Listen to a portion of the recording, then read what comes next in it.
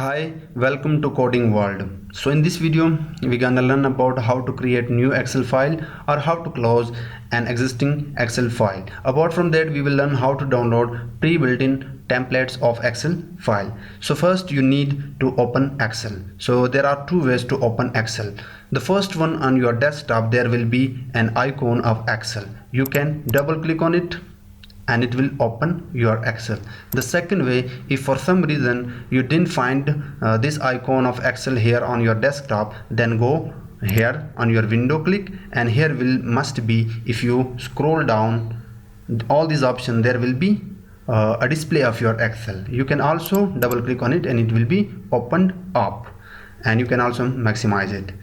So once you open Excel file, it will suggest you many templates. So I will click on this blank workbook. We have another workbooks that we will use throughout the course, but for this video we will click on this blank workbook. So double click on it and it will open this workbook. Okay, so the other way, you can also click on this file, and here you can click on this new button and it will give again this option. So here you can see many templates and just organization chart from department.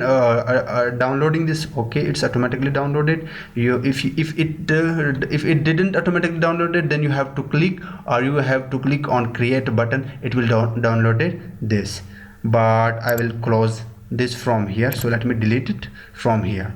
Okay, so that in that way you can open your workbook or your Excel file.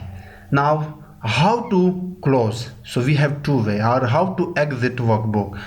Just on the right there is a button, close button. You can click on this. The moment you click on this, it will pop up this window and it says that do you want to save or do you want to don't save.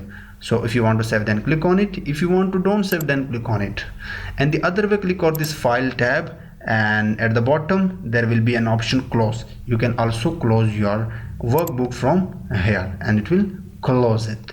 Okay, so in that way you open and close your workbook.